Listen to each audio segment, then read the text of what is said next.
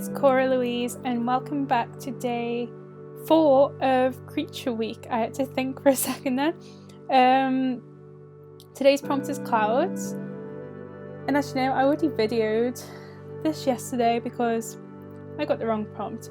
But anyway, today I'm going to start with discussing my design thought process for the characters again, and then I'm going to move on to a bit of how I sketch and also colour and colour theory and how I use it in character design and my illustrated pieces, and just go more in depth with that a little. So yeah, let's get on with it. I had a lot of fun making these. I was really happy with how they came out. I started off with bringing up just pictures of clouds, just lots of different pictures of clouds as reference, just to get those different colours and those different shapes and how different they look depending on the time of day or the weather. And I didn't want it to just come from my head where you just think of a cloud and it's just white and fluffy, and that's not what clouds look like all the time. And I really wanted to experiment a little with their personalities, with the time of day or the weather. So I've got the two that are based on the time of day. So we've got the one with the moon that's really sleepy, and I used that kind of dark purpley colour that is really associated with nighttime and how the moonlight hits the cloud. And then for the sunny one, I had a personality. It was a little more upbeat and springy, and I saw these beautiful pictures of sunsets where there was this array of colours and yellows and pinks and oranges, and I really wanted to bring that into that piece. And the two at the top, we've got really contrasting types here. The one on the left with the really pale blue colour, which I kind of associate with just in the middle of the day, kind of the sun's out, just floating by, and I had them turned into a position where it was like they were just relaxed and just floating by and happy. And then the other character was this really stormy day, and he wasn't happy about this, as you can see. And he's based off those really black clouds that look so intimidating and angry. I really wanted to match his personality and his really bulky shape with that. The green one in the middle, I don't know really where that came from. I just wanted him to be really fed up, and I thought that kind of icky green colour matched that personality, and he's just frustrated with all these planes running past him and through him, and he's just grabbed hold of one with frustration. Anyway, now I'll talk a little bit about how I sketch, because I find the initial sketching process the most important and the most enjoyable part of creating a design or an illustrated piece. And it's really when you're exploring the character and their shape and the movement. Sketching is brilliant for making sure you've got a fluidity in their pose and using longer strokes to get to that fluidity. I don't think it helps to try and do a line a little bit at a time. You really need to just really go with the flow of the pose, really go with the flow of the line, and it just brings so much more movement and realism to it. Yes, and sketching just really allows you to experiment, explore without worrying about your lines having to look neat. And my sketching process can be really messy. When I do commissions, I always send out an initial sketch that's just really rough and has some colour in it, but the line work are so messy. But that's not the important part. You're just getting your ideas out on paper. So it's really important to not think about being clean when sketching, because I think you can lose the character and movement of the pose a little if you're being quite stiff with how you're sketching in the first place. Leave that for when you want to do your really neat line work. And another tip that I can't remember where I heard it from now, but I've heard a lot about how you always feel like you're going to ruin the image when you get to line work, and that is something that has always bothered me and stops me from continue with a piece, because I'm like, I'm really happy with this and I know that the line work is just going to ruin it. But I can't remember where I heard it now, but when you're doing your line work, really follow that shape that you initially sketched. Don't try and rethink it, because the movement of the initial sketch that you've put down is what you want to capture. So anyway, let's talk about colour a bit now. First I'll start off with colour and character design. Having an understanding of the connotations behind colour can be really helpful. So for example, blue can be quite calming or sad, and red's quite angry, yellow happy, etc, etc. With character design, that can work really well. If you just look at the Pixar film Inside Out and how well they match the colours with the characters representing the emotions, it gives you an idea of what they are and their personality before you even get to know them, which is something I've mentioned before, but it's so important because representation is so important in how we see things, and we do it unconsciously. So a really good character design takes in mind how we view different colours and shapes, and what we attach those feelings with, to help boost the character design and their personality and our feelings towards the character. Another important thing with colours and character design is keeping the colours simple.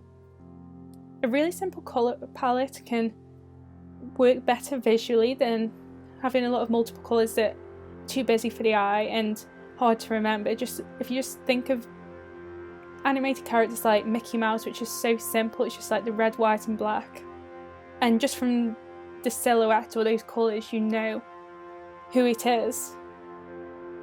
But when it starts getting a little too complicated, unless that really represents their personality, maybe they're very busy or outgoing, but in general, keeping to a certain kind of colour scheme that really represents their personality or the story that you want to tell makes for a higher quality character design. I really recommend how they use shape and colour for that film. You can look that up, there'll be a lot about it online, it's really interesting. The other bit about colour I want to talk about was not really using it in concept art, but using it as, I suppose it could be for like background concept art, but I'm thinking more illustration in general, because you use colours still in a similar way, you thinking about what those colours mean and what they represent, but also using colours to bring focus to a point that you want the eye to go to. Which also, warm and cold colours, you see quite a lot where people create pieces either in concept art or general illustrated work where the majority of the image will be quite cold colours, blues and purples, and where they want your eye to go will be a really warm colour. So think of a really dark street at night with one window with the yellow toned light coming through it and a person sat in the window. That's where you want the audience's eye to be led.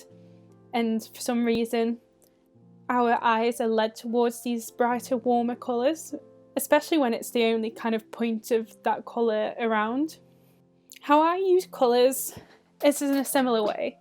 Some of my favourite kind of colour schemes is using very desaturated, cool tones, a lot of blues and greens and a lot of greys in my image, and having bright reds and oranges to contrast with that. But the majority of the image will be these desaturated colours, because when you're having a bright colour like a bright red, you really want to balance that up with the rest of the image. Yeah, but there's a lot about balance and making sure that if you've got a part of the image that you want to be focused on in a really warm colour, but then you've also got quite a big part of the illustration in a warm colour that sits in the corner, you don't want to saturate or warm up colours where your eyes don't really want to be focused, so there's not really much of interest there. You want the eyes to be followed to the important places. You need to dig the path for the viewer to tell your story so they know where they're going, if you understand, which is not just done through colour, it's done through rule of thirds, it's how you align things, and there's so much you can look into that. You can look that online and it gives you so much information and splits images up for you. The rule of three is something that I really learned from doing my photography degree, and it's all about balance, and it really helps across all creative boards. I'll just quickly talk about how to use colours together as well, because understanding which colours go together and how to balance them is so important. You can get up a colour wheel anywhere on Google and it'll show you the different ways of using colours together, but I'll just go quickly through some of the ways you can use colours together. So, for example, you've got colours which are right next to each other in the colour wheel, like reds and oranges, or greens and yellows, or pinks and purples, that can work well together to give an image that flows well. Maybe you don't want anything too contrasting. That can really work well for that. I'm not going to go into this in too much detail, I'll just give you a few examples. Another one is complementary colours, such as these are colours that are opposite each other on the colour wheel, such as reds and greens, purples and yellows, blues and oranges, etc. And these colours are meant to be colours that work well together and contrast well if you want the eye to go to a certain place. You can do monochrome colours. You can do some really interesting pieces with that where everything is based on the same colour, but you're using different saturations, different tones to make a really cohesive piece that, for example, reds together and where to put the brighter reds and the less saturated reds work really well together.